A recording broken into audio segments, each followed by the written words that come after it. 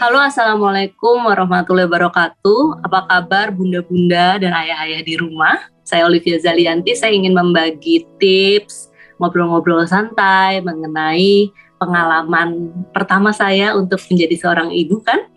Kita bisa share tentang parenting dan ngobrol-ngobrol mengenai seputar anak, seputar baby hydro.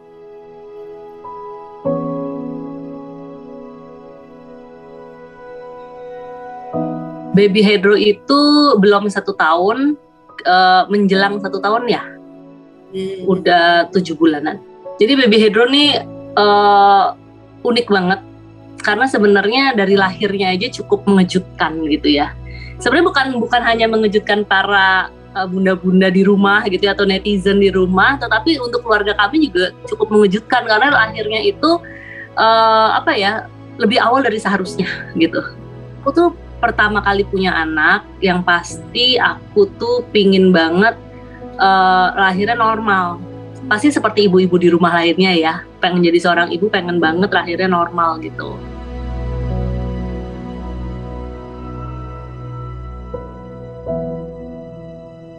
Lahir normal itu kan syarat utama itu kan kalau ketubannya pecah pergi ke rumah sakit itu ya, dari sebagai macam tanda-tanda, tapi yang paling penting itu ketubannya pecah terus ke rumah sakit. Nah, selama hamil itu aku bisa dihitung pakai jari sebelah pergi ke dokternya gitu. Jadi nggak yang kayak dokter apa-apa dokter nggak gitu ya, tapi tetap kontrol gitu, tetapi maksudnya tidak sesering itu atau tidak ketergantungan itu gitu ya. Nah, singkat cerita, aku pingin banget lahir anak pertama ini normal seperti bunda-bunda lainnya di rumah. Dan pada kenyataannya aku dihadapkan oleh ketika aku pergi ke dokter, pas diperiksa itu air ketuban aku di perut itu sangat turun menurun terus. Jadi kering. Jadi sangat kering. Nah, pas aku lagi pergi ke dokter tuh nggak tahu nih, mamaku juga pergi ya mau check up gitu ya. Bahkan ibuku pas hari ngelahirin nggak tahu loh. Jadi kayak kita check up ke dokter. Terus tiba-tiba kok lama ya? Biasanya kan dokter ngomong-ngomong gini udah gitu ya. Ini diperiksa, ini coba periksa tekanan jantung gitu. Terus dan lainnya. Terus kayak ada obrolan mau ngomong sama suaminya gitu. Aku nunggu agak lama tuh, aku makan somai, nyempet kayak beli somai, terus aku makan. Kayak dong namanya ibu hamil kan, ibu hamil kayak pengen makan terus karena aku makan somai apa dan sebagainya. Terus tiba-tiba balik gitu ke ruangan bilang, ini kalau mau anaknya selamat harus ditindak sekarang. Maksudnya harus operasi, terus habis makan operasi kan nggak boleh makan, harus 4 jam. Ya udah masuk kamar dulu, terus diperiksa kekentalan darah apa dan sebagainya. Untung alhamdulillah bagus, detuk jantung anaknya bagus banget, tapi ketubannya kering. Nah, bayi itu kan kalau dibungkus ketuban itu kan adalah yang melindungi bayi ya. Jadi takutnya kenapa-napa. Ya udah, gimana keputusan? Ya udah, aku bilang aku serahin sama suami dan dokter keputusan yang terbaik gitu. Ya udah, akhirnya ditindak hari itu juga, dan biasanya nunggu 4 jam aku masuk kamar sambil periksa lah ya kesiapannya. Jadi kalau kita operasi itu biasanya dicek darah, kekentalan darah ya, untuk apa gunanya, supaya kalau terjadi pendarahan nanti darahnya nggak keluar terus cair gitu ya. Kalau itu normal itu bagus gitu, untuk menghindari hal-hal tersebut. Terus kemudian check up yang lain, alhamdulillah kondisi bagus, bisa langsung ditindak, tapi nunggu nih 4 jam karena habis makan. Nah, pas udah 2 jam lewat, 2,5 jam gitu, kayak aduh ini deh ditindak aja, dia takut kenapa-napa bayinya karena perubahannya udah menurun. Akhirnya tahan ya, kalau sampai mau muntah kamu harus tahan gitu. Ya udah, itu pertama kali dong pengalaman kayak nah aku tuh nggak mau, suasana itu kan sebenarnya lagi panik ya, aku nggak mau kasih tahu keluarga atau ibu aku tuh orangnya tuh yang ampun, yang bener-bener jadi kayak bukan malah tambah aku panik juga nanti gitu loh, ngedenger ini gimana loh, pokoknya gitu deh. Jadi aku daripada aku panik juga, lebih baik aku memutuskan untuk keep silent, lebih kayak tenangin, berdoa, apalagi pengalaman pertama kan. Ya udah, masuk ruang operasi, ganti baju, terus pakai itu ya yang kepala topi kayak orang mandi ya gitu. Terus aku sempet tuh masih buat konten, Bismillahirrahmanirrahim, semprot-semprot kan, semprot-semprot. semprot-semprot, kemudian aku posting ya tapi setelah ngelahirin, nggak pada saat itu, aku benar-benar konsen banget. Nah, posting tuh nyempet loh netizen komen, alah itu paling lagi kerimbat tuh di salon, bukan lagi mau ngelahirin, kayak nggak percaya gitu, karena alhamdulillah aku hamilnya itu nggak kelihatan sama sekali gitu. Jadi benar-benar kayak biasa aja, kayak nggak hamil. Orang ketemu aku tuh, ada tuh teman aku tuh coba nanya, Ririn Dwi Arianti ya, coba ditanya Bunda Ririn, kita makan bareng waktu itu. Terus sama Nadia Safira teman aku waktu itu, geng Ada Padangan Cinta. Dia tuh ngasih ngomong-ngomongan, katanya tuh Olive nggak hamil kok, tiba-tiba melahirin. Kita ketemu waktu itu, enggak si Nadia ngebelain aku karena aku tuh nyempet pegang perutnya Olive, ada kok gitu. Kalau Ririn nggak, jadi kalau lihat tuh nggak kelihatan. Apalagi kan aku pakai baju tuh yang kayak loose gitu, oversize. Jadi badan aku, muka aku, kaki aku, tangan aku, paha aku semuanya sama, cuman perutnya aja. Nah ketika kita pakai baju yang gede sama bawa tas agak di depan gitu, udah ketutup. Nah jadi intinya hamilnya tuh emang nggak kelihatan gitu, dan aku bukan orang yang tipe expose gitu ya mengenai kehamilan. Menurut aku lebih ke persiapan kepada mental dan spiritual gitu ya. Gitu. Jadi ya udah, aku menjalani itu semua, dan alhamdulillah kembali lagi ke proses kehamilannya tadi, melahirkan ya, kembali lagi ke proses melahirkan. Ketika dioperasi itu cukup deg-degan. Itu suami ngeliat semua prosesnya. Gitu, jadi nggak makan berapa hari. Karena apa? Begitu dibuka perutnya, itu kayak mana ya gitu kan, sedangkan bukaan itu kan nggak boleh ada waktunya ya, nggak boleh terlalu lama kan. Terus kayak nggak kelihatan gitu katanya kepalanya. Jadi suster tuh kayak naik gitu dari belakang aku. Jadi tuh aku yang gini udah kayak, kan nggak boleh tidur ya, harus tetap awake ya kan, tapi udah yang kayak pakai obat ini kan, anestesi ya, penahan rasa sakit itu kan. Suster tuh naik, yang jadi yang tangan ketek tuh udah kayak ke muka aku semuanya gitu, yang kayak dorong cepet, mana nih kepalanya gitu, dorong, pokoknya ditarik. Pas keluar, padahal aku udah dijanjiin tuh, momen seorang ibu ketika melahirkan pengen banget ya ada bayi tek gitu di dada kita. Nah itu sama dokter anak tuh udah dijanjiin, nanti saya akan kasih sebentar aja ya, cuman berapa detik, hitungan detik, mungkin 3 detik kasih. Terus aku udah nyiapin foto dong, pengen banget kan punya foto bayi tuh baru banget yang masih berdarah-darah nempel di sini gitu.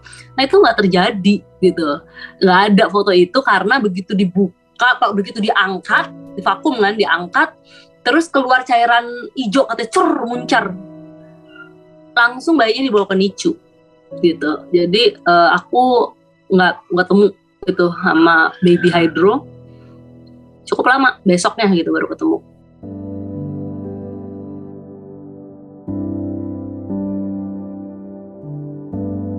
Malam begitu selesai, itu kan prosesnya sekitar menjelang asar ya, lupa jam tepatnya, aku lupa, pokoknya asar. Terus udah nih maghrib lah selesai ya. Terus aku masih di ruang NICU itu karena bayinya kan di situ, akhirnya nggak boleh keluar. Terus aku fotoin ke suami aku, kayak fotoin dong, pengen lihat dong bayinya gimana sih gitu kan, kayak percaya nggak percaya ya. Kalau kayak gitu kan percaya nggak percaya gitu. Terus difotoin, itu selang semua, dari mulai ujung kaki sampai hidung, ini kepala tuh diselang. Ya gimana sih bayi di NICU gitu. Jadi ini ya udah berdoa, pasrah gitu, sambil benar-benar kayak mohon banget kepada Allah Subhanahu Wa Taala supaya selamat. Udah aku nungguin situ, ternyata nggak boleh lama-lama juga kan, ada sih 2 jam. Terus kan namanya di situ ada alat yang ting bunyi-bunyi terus tuh alat. Jadi aku suruh istirahat sama suster, masuk ke kamar. Itu sampai pagi aku nggak tidur loh, bener-bener aku kayak badannya tiduran, udah nyoba merem, itu nggak tidur. Terus ngedenger terutama suara baby hydro tuh kedengeran dari ruang NICU sampai ke kamar aku, wah teriak-teriak tuh kedengeran. Karena waktu itu dokternya bilang sebenarnya ayahnya nggak mau di NICU, tapi kan cara ngeluarinnya itu kan ditarik, jadi kayak begitu lahir kan keluar hijau ya, muntah hijau itu. Nah dari versi dokter itu pasti pengen dia keluarin dengan alat-alat itu. Tapi kalau ayahnya pengen menterapi dia supaya punya punya kesadaran atau otomatis ya dalam dirinya itu untuk ngeluarin cairannya itu sendiri. Karena dia mulutnya gitu-gitu mulu, gitu. Kayak mulutnya kayak berusaha ngeluarin cairan gitu. Nah intinya singkat cerita itu nangis terus tuh, udah menjelang subuh nangis terus. Panik dong sebagai seorang ibu, gimana sih dengar itu suara anak saya nangis gitu. Gimana ya, pokoknya aku gak tidur tuh. Dan gak boleh lihat juga, gak bisa bangun kan, sakit banget gitu. Akhirnya besoknya baru dibawa ke aku. Aku amazed banget ya, ini cerita dari suster ya. Cerita dari suster itu yang bener-bener ngeliatin baby Hedro tuh kan bingung. Karena kan gak boleh dong dia nyopotin gitu kan. Ngangkat tuh gak boleh, karena itu kan under NICU kan berarti di bawah keputusan dokter gitu kan ya. Itu kan perawat gak boleh gitu. Nah terus susternya itu cerita sama saya besoknya. Jadi itu dia sempat angkat. Karena apa? Malam-malam kayak menjelang subuh gitu, itu nangisnya bener-bener dia nggak bisa terbendung lagi. Nah susternya kan ngeliatin gitu kan dari dekat yang kayak nenangin gitu. Nah terus baby Hedro tuh entah gimana katanya susternya itu kan lagi begini, telunjuknya tuh diambil. Jadi sebagai seorang ibu dia juga tersentuh hatinya gitu. Gimana coba ada anak bayi yang masih baru lahir, badannya diikat-ikat pakai selang, dengan kekuatannya tunjuknya diambil gitu. Ini cerita dari susternya. Nah akhirnya dia tergerak itu untuk nenangin bayinya, diangkat gitu. Nah setelah itu pokoknya udah putusin cepat-cepat tuh pagi udah harus keluarin dari NICU.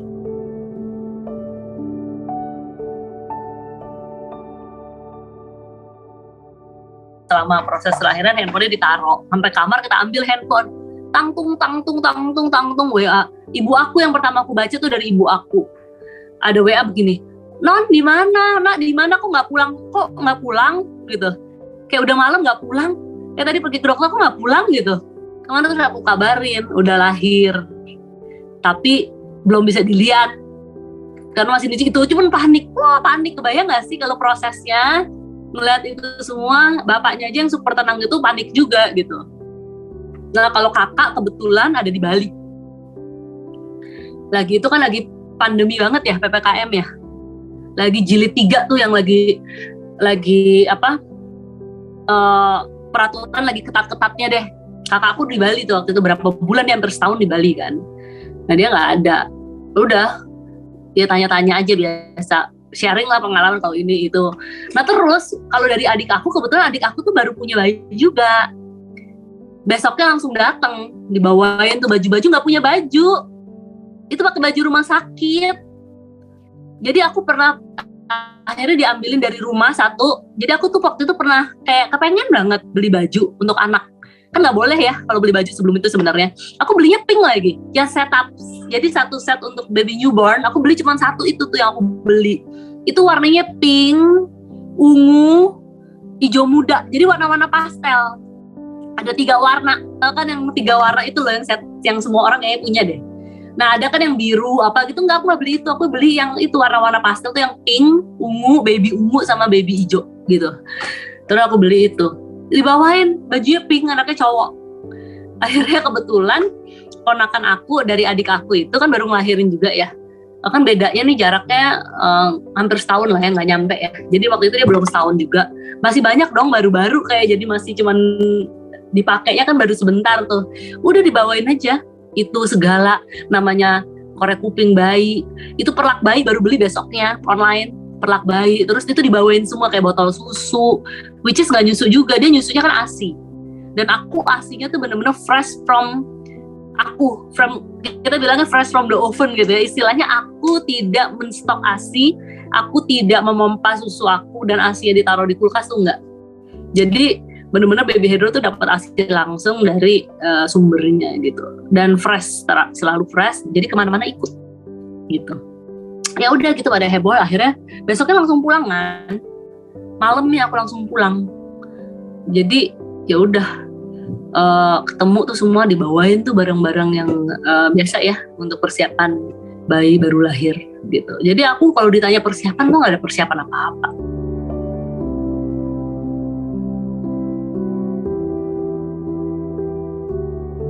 Yang pasti terharu banget ya. Karena sebelum itu kan percaya nggak percaya, beneran nggak sih gitu. Akhirnya momen itu tiba juga dan udah percaya dan terharu. Yang pasti kita bersyukur banget kepada Allah Subhanahu Wa Taala, Tuhan semesta alam ini yang memberikan begitu banyak mukjizat bisa dibilang gitu kepada aku. Satu yang dari usia, kemudian dari pola hidup aku yang benar-benar olahraga rutin, bukan hanya rutin tapi keras, yang berat-berat ngangkatnya. Terus pola makan aku yang bisa dibilang tanda kutip sembrono, dalam hal makan cabenya tuh super banyak. Itu aku bersyukur banget gitu. Jadi susternya juga bilang tuh pas dibuka perut aku, bayinya udah diambil, ditutup lagi, katanya balik seperti biasa. Jadi alhamdulillah juga nggak sempat momen-momen kayak ibu hamil yang ada gemuk terus harus ngurusin badan, nggak. Biasa aja, perutnya doang begitu dibuka udah kempes lagi. Sekarang berat badan aku tuh sama, normal kayak ketika belum melahirkan.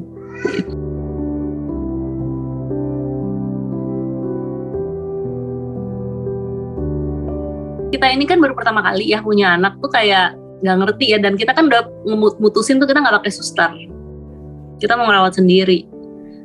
Nah kemudian bingung dong, itu namanya mandiin ada puput suster. Jadi ibunya tuh sakit banget, abis sesar, nggak bisa jalan, nggak bisa, kan itu ada kursusnya ya, diajarin dulu sama suster. Akhirnya bapaknya kan ikut kursus mandi gitu. Kursus mandi tuh bapaknya udah nggak kuat, aku sakit banget kan. Akhirnya yang ikut kursus tuh ayahnya. Kemudian setelah itu bingung juga, ada puputnya, pusernya gitu loh, masih panjang gitu kan. Nah akhirnya begitu malam itu kan mau pulang, dibungkus tuh pakai bedong ya dari rumah sakit. Itu persiapan juga nggak ada apa-apa, jadi nggak ada baju, nggak ada apa, dari rumah sakit. Terus ada bedong, di bedong. Kemudian pas pulang, pas dibuka bedongnya pertama kali di rumah, pusernya ikut copot. Jadi hari pertama baby Hidro pulang itu, hari itu juga pusernya langsung puput puser gitu, langsung putus pusernya gitu. Itu memudahkan banget sih untuk orang tuanya, kedua orang tuanya untuk tadinya tuh gimana ya, ini ada mandinya kan susah ya kalau ada puser ya, belum biasa gitu. Jadi memudahkan untuk orang tuanya. Dan aku seneng banget di situ, kelihatan banget baby Hidro tuh nggak nyusahin sama sekali.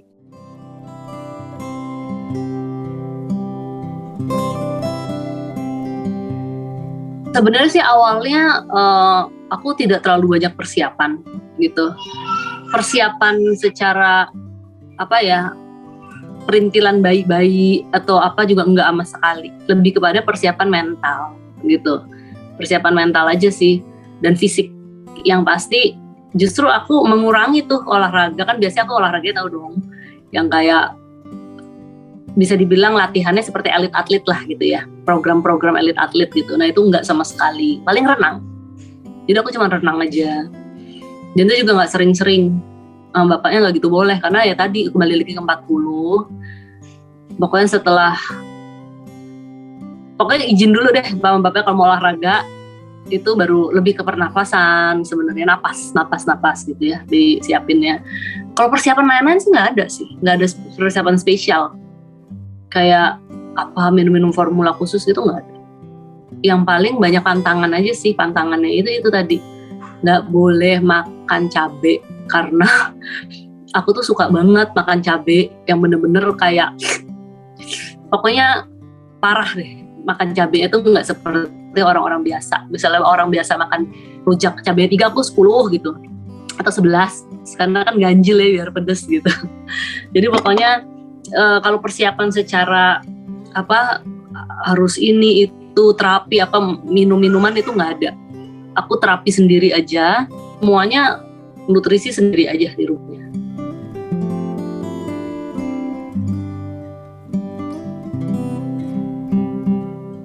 Jadi aku diingatkan oleh suami aku itu, dalam tanda kutip tuh, kalau ibu hamil itu sebenarnya kan anugerah atau momen di mana kita bisa reinstall kembali mengenai diri kita, termasuk kesehatan ya.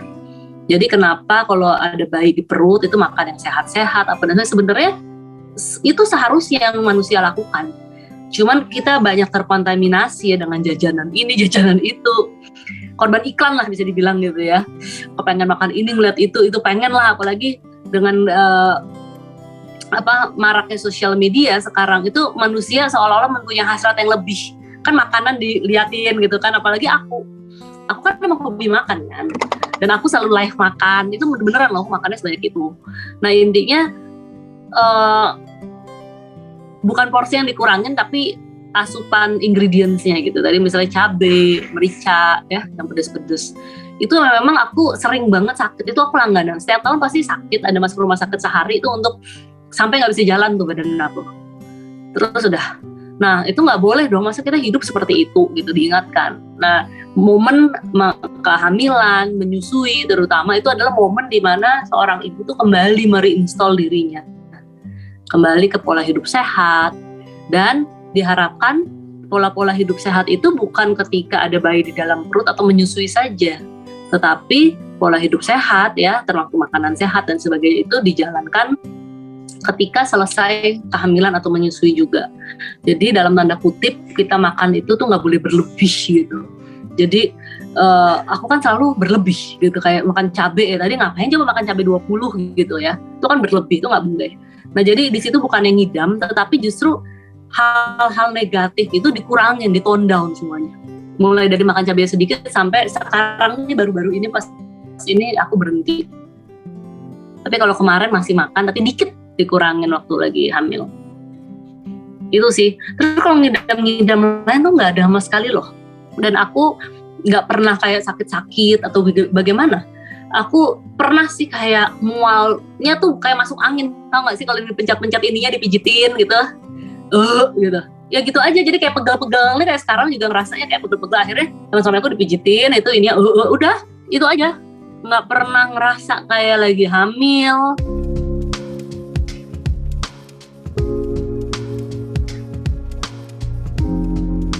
Hydro mungkin kalau bisa dilihat di Google atau di kamus, hydro itu kan adalah air. Air itu kan filosofinya terus mengalir seperti kehidupan gitu. Kehidupan yang seperti air itu kehidupan yang terus mengalir gitu ya. Dan kemudian itu filosofinya. Dan kenapa ini pribadi yang menamakan hydro. Kepikiran aja tuh langsung karena ketika itu bapaknya juga lagi meriset air. Nah, aku salah satunya dijadikan produk risetnya lah kira-kira. Jadi bapaknya lagi meriset tentang air rempah. Jadi air itu yang aku konsumsi juga selama aku hamil dan selama aku menyusui. Dan aku nggak pernah tuh minum vitamin, apalagi penguat janin dan yang sebagainya itu tadi disebutkan lah biasanya ya. Nah aku meriset itu. Jadi anaknya itu namanya hydro karena momen lagi meriset air itu. Dan kebetulan aku juga mengkonsumsi selalu air rempah, baby hydro juga gitu. Nah jadi disitulah momen lagi meriset air itu spontan. Aku namakan anakku baby hydro. Dan artinya tentu saja juga bagus. Artinya adalah ya air, karena air itu sumber kehidupan. Kalau kita hidup, kalau nggak ada air gimana ya kan? Pasti repot gitu. Jadi mudah-mudahan baby hydro dengan hydro ini bisa mengisi di kehidupan manusia mendatang gitu. Kalau Putro kan ya putra ya, orang Jawa Putro. Kusumo nama ayahnya, nama keluarga kita gitu. Jadi hydro air tadi, putra itu adalah seorang putra Jawa gitu. Kusumo nama family name gitu.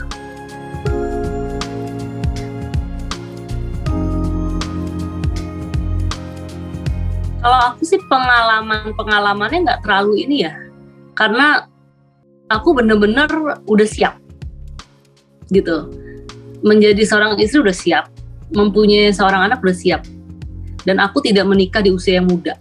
Artinya hidup aku sebelumnya aku sudah puas-puasin, mulai dari jalan-jalan, mulai dari berinteraksi, berorganisasi, ya semuanya kerja gitu. Jadi ketika aku punya anak, aku udah decide aku akan sepenuhnya untuk ngurusin anak gitu, dan udah ikhlas gitu loh. Kan ada orang kalau nikah muda tuh biasanya masih punya ambisi dalam pekerjaan, dalam karir ya misalnya, Kalau aku udah ikhlas gitu. Jadi ketika aku nyusuin dan aku nggak ada beban sama sekali. Cuman memang ada 1 bulan 2 bulan ya, itu yang momen dimana bangun malam terus. Untungnya support dari suami itu sangat mensupport, karena setiap malam hampir setiap malam ya beliau aja yang ngurusin.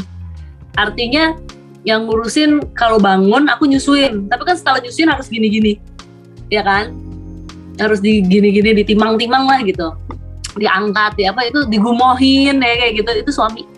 Nah untungnya juga aku mempunyai kelebihan dan rezeki yang sangat besar untuk aku ini, aku bisa tidur tuh dengan waktu cepat. Jadi dalam waktu, misalnya nih aku mau tidur, perjalanan dari sini ke situ tidur, jadi nyicil tidur juga dalam satu nyusuin. Habis itu nanti menyusuin lagi aku bisa tidur yang benar-benar pules, hilang gitu, nanti bangun lagi dibangunin, nyusul lagi gitu. Jadi memang kita kerjasamanya yang baik gitu, menjalin kerjasama yang baik dalam hal proses itu tadi ya. Dan itu nggak pakai suster, itu bener-bener kalau malam bapaknya yang ngurus. Dan anak ini tuh kalau malam bukan hanya ditimang-timang begini dan begitu, dia mau diayun-ayun begini, diayun-ayun. Nanti kalau di sini ada lampu chandelier, dia pengen tuh deket-deket sama lampu chandelier, jadi diayunnya begini. Aku pikir bohong atau bagaimana sih, tapi aku nyempet kebangun, nyempet kayak ngintip, karena ngantuk banget kan, ngintip kayak beneran kaget sampai ini apa kesurupan apa gimana, enggak, ternyata anaknya minta kayak gitu, diayun sampai begini nih. Itu bapaknya tuh sampai panas dingin lah ya, saya biasa bilang pinggang sakit tuh urusan ayahnya deh. Jadi ibunya tuh bener-bener secara fisik menyiapkan diri untuk besoknya, kan ibunya terus yang ngurus dari pagi sampai jam 6, jadi kita bagi shift nih. Nanti bapaknya pulang jam 6, pokoknya maghrib tuh, habis maghrib udah oper bapaknya, ibunya tidur. Jadi malam aku tidur karena untuk mempersiapkan fisik, pagi-pagi ngurusin lagi gitu.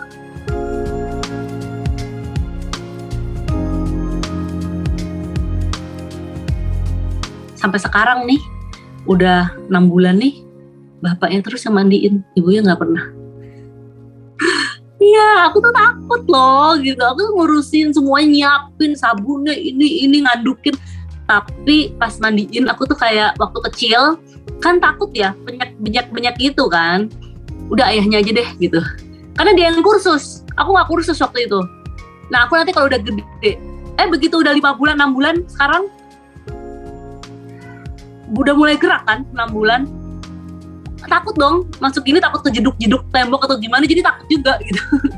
Jadi artinya sampai sekarang ayahnya yang mandiin. Aku baru sih kemarin pas ulang tahun aku, pertama kali aku mandiin bayi aku. Senang deh pokoknya gitu. Jadi banyak suka dukanya, tapi kerjasama yang baik.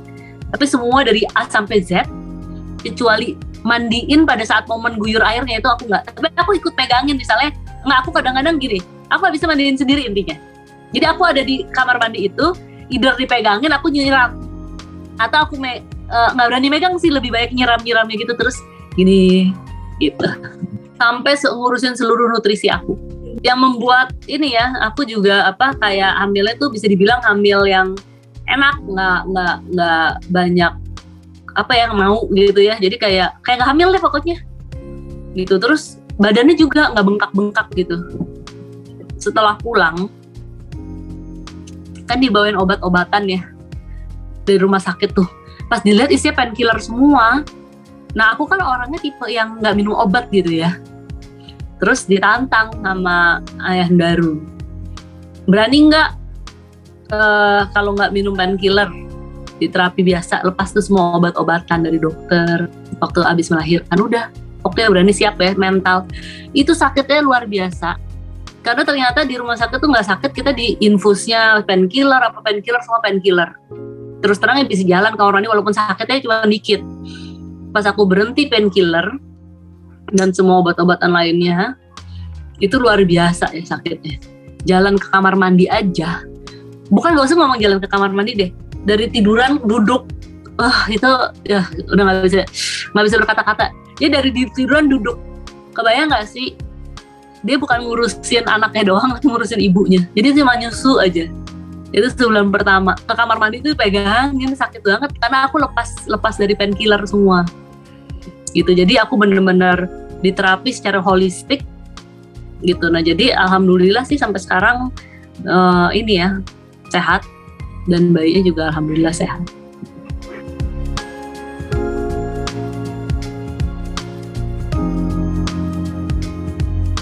Tuh lagi main di luar karena abis ini mau siap-siap pergi. Dan bentar lagi mau diganti. Sebentar ya, aku ajak ya. Mas Hydro. Halo. Mas Hydro. Lucu banget. Iya, lagi ngapain? Main ya? Jadi ada saudaranya di rumah, lagi tinggal di sini, sepupunya bedanya hampir setahun ya, nggak nyampe setahun, jadi udah jalan apa, jadi dia ikut-ikutan mau ini ngeliatin, jadi apa yang dilakukan tuh kayak ngerekam supaya ngelakuin. Yo, nih maunya ini mulu, sini sayang, tuh, say hello, hello. Saudaranya itu paling suka bebersih, jadi dibeliin mainan-mainan itu ikut bebersih. Karena dia nggak dibiasain, dia nggak punya mainan loh. Jadi kayak aku nggak pernah beliin mainan. Ada sih yang dikasih itu aja, jadi lebihnya enggak. Terus udah nggak jelas sih, Bu, Ibu gitu, kayak nggak jelas aja tapi kayak Bu gitu. Ini apa halusinasi ibunya ya? Kayak ibu yang pasti dia udah gitu aja. Tapi Baby Hydro tuh lebih kayak serius sih dia, kayak aku tuh nggak biasain kayak main-main terlalu gimana, jadi dia ikut kemana-mana kegiatan aku. Jadi aku jalan baca puisi, terus apa, misalnya aku nonton di YouTube ya, nonton talk show, berita-berita gitu kan. Aku kan nggak nonton anak kecil, jadi misalnya waktu perang Rusia sama Ukraina, aku lihat pidato wawancara Putin gitu, dia ikut nonton. Terus lihat yang berat-berat gitulah, ngomongin tentang biasa lah ya, aku dengerin pidato-pidatonya Soekarno waktu mendirikan kemerdekaan, proklamasi kemerdekaan pas Hari Pancasila gitu. Jadi lebih mainannya gini, tempat obat diginiin.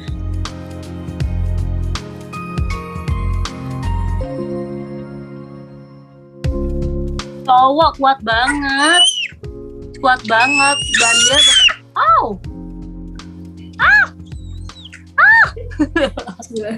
kuat banget nyusuinnya. Cowok kan, katanya anak cowok kalau dari bunda-bunda lainnya pasti yang lebih pengalaman bilang kalau cowok lebih kenceng dibanding perempuan gitu.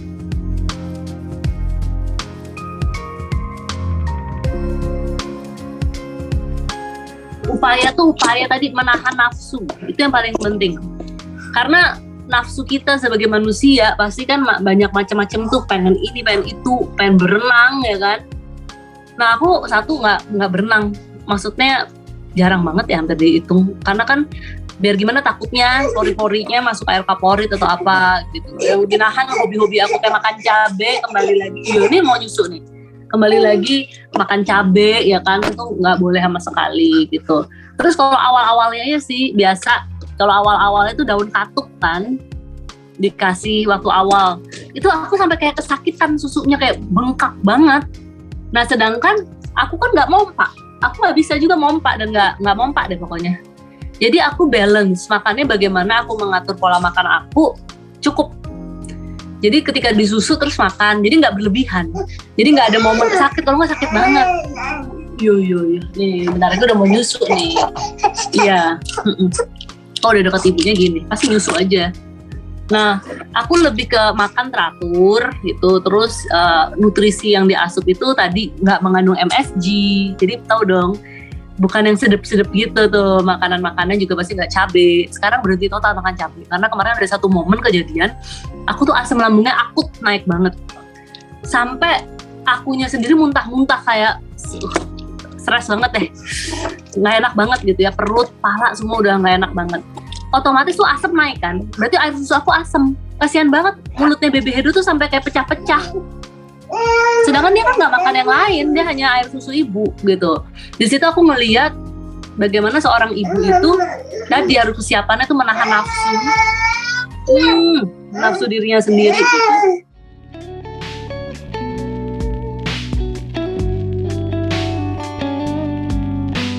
Kebetulan memang sama-sama orang Solo, jadi satu kampung gitu. Jadi udah teman keluarga lah, silsilah keluarganya juga sama gitu. Jadi ketemunya ya memang satu kampung aja gitu, dan banyak ngobrol mengenai kebudayaan, mengenai kebangsaan kayak gitu kan. Aku seneng, jadi terus nyambung, ya udah. Kenalnya sih tuh kayak 1 tahun gitu, 1 tahunan. Tapi kalau kenal itu kan artinya belum ketemu ya, belum. Lebih telepon gitu, WA kayak gitu. Terus menikahnya tuh cepet banget ya prosesnya. Nggak ada pacaran tuh kayak gitu. Nggak pakai pacaran gitu. Jadi memang aku udah tahu gitu ya, kayak dari waktu aku kecil. Jadi pernah ada juga sih yang lamar waktu dulu ya, waktu pulang sekolah dari Beijing. Jadi ini tips nih, katanya hati-hati kalau orang dilamar terus nolak, itu jodohnya lama loh gitu. Nanti pulang kuliah, aku waktu itu nyempet kuliah terus aku ke Beijing kan. Aku pernah dilamar lah sama seseorang pulang sekolah itu. Terus aku kayak belum mau aja gitu. Memang nggak ada kepikiran mau gitu. Terus ada juga setelah itu kayak ngajak serius. Nah aku nggak mau karena aku bener-bener independen. Terus ngelakuin apa yang aku suka, hobi, olahraga, ini traveling kemana-mana. Pokoknya aku udah puas banget ya sebagai pribadi, diri aku, ambisi aku dan sebagainya. Terus terang memang pasti setiap manusia punya ya ambisi-ambisi dan ada yang belum ini. Tapi aku bisa meredam itu semua ketika 40 tahun aku akan menikah gitu. Punya anak gitu. Enggak sih, kalau 40 tahun akan menikah tuh enggak. Kayak tahun depan aku menikah, tahun depan menikah, tapi nggak jadi-jadi sampai 40 tahun gitu kan. Gitu loh. Jadi kayak, tapi udah 40 tahun oke, jadi langsung menikah gitu. Jadi kalau aku dari dulu gitu, aku nggak mau pakai pacaran, nanti tahun depan nikah, tapi nggak ada gitu, kayak nggak nikah. Akhirnya pas usia ini, udah terjadilah kayak cepet banget prosesnya gitu. Ternyata perasaan itu juga nanti mengalir begitu saja ya.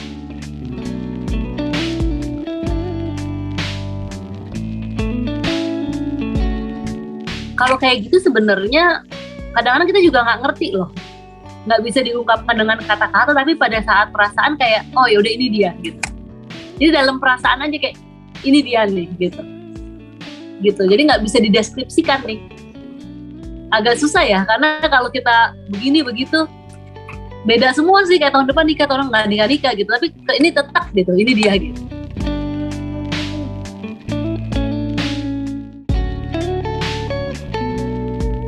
Yang pasti sih sosok yang multi talent, artinya banyak kebisaan.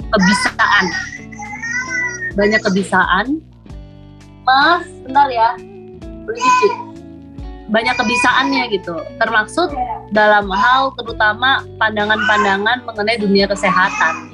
Jadi satu vision nama saya tuh orang yang tipe jarang minum obat kalau sakit gitu ya. Terus ya udah gitu, lebih menyembuhkannya dari diri sendiri gitu.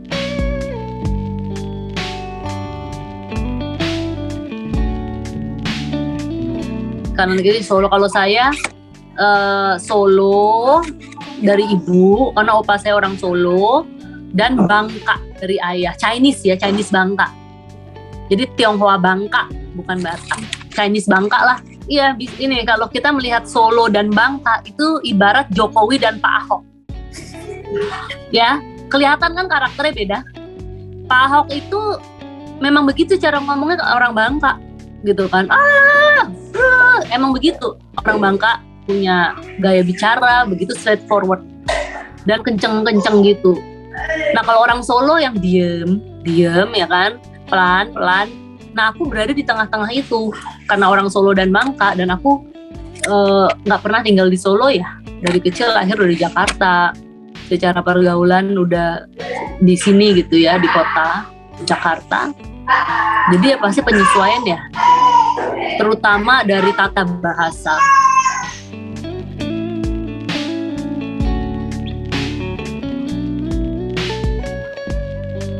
Oh soal lagu ya, jadi memang yang tadi multi talent dalam arti misalnya menghilang sedikit gitu ya ke atas, cuk balik-balik bawa lagu. Jadi bukan untuk Baby Hedro aja sih, untuk ibunya juga. Kayak misalnya waktu Baby Hedro kan Buah Hatiku tuh, itu pada udah proses pas aku baru tahu, itu tuh pas banget baru tahu bahwa aku hamil.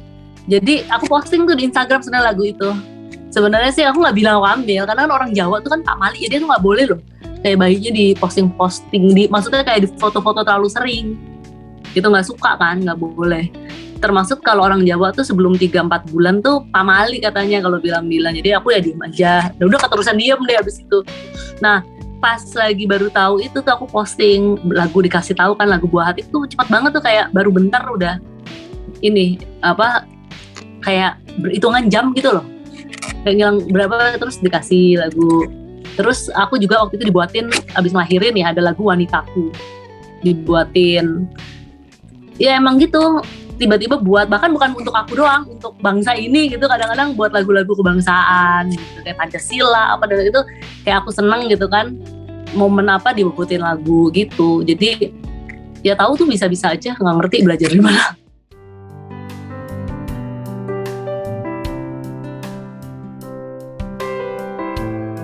Seperti bunda-bunda lainnya di rumah, pasti kita ingin anak kita itu tumbuh menjadi anak yang sehat nomor 1. Kemudian anak yang bisa berbakti kepada orang tua, bangsa dan negaranya. Dan yang terakhir kalau untuk kita berdua dan keluarga semuanya ya, Baby Hedro dan kita juga semoga bisa menjadi cerminan ya kepada ayah-ayah, bunda-bunda lain dalam hal bagaimana membesarkan anak gitu. Jadi mungkin kita dengan sharing pengalaman ini juga untuk ibu-ibu yang lagi hamil. Tadi mungkin aku share jangan banyak pikiran-pikiran yang negatif, takut ini, takut itu gitu ya. Tetapi lebih kepada tindakan. Kalau takut bayinya begini-begini ya harus dijaga. Banyak bed rest, terus dari makanan, pola makan gitu. Jadi lebih kepada tindakan apa yang kita lakukan terhadap bayi. Dan yang pasti harus diingat, ketika kita diberi anak, artinya kita diberi kepercayaan oleh Allah Subhanahu wa Ta'ala, dititipkan anak kepada kita. Dan bagaimana membesarkan dan menjaga anak itu, menjaga titipan ilahi lah kita bisa bilang. Ya, jadi fokus saya sekarang nomor 1 itu ya membesarkan anak saya, tentu saja bersama-sama keluarga, suami, untuk menjadi anak yang tadi ya bisa dibilang bagaimana nanti Baby Hedro di 2050 ya, karena udah dewasa ya tuh 2050, menghadapi tantangan zaman, tantangan teknologi yang begitu pesat. Bagaimana teknologi itu mempunyai bukan hanya dampak positif tapi juga banyak sekali dampak-dampak negatif. Bagaimana seorang anak itu harus dibesarkan, ditumbuhkan karakternya untuk bisa menghadapi kemajuan zaman tersebut gitu, dengan tidak meninggalkan satu sifat-sifat kemanusiaan dan yang lain. Jadi mudah-mudahan Baby Hedro selain sehat bisa menjadi panutan, juga bisa menjadi cerminan dalam kehidupannya gitu.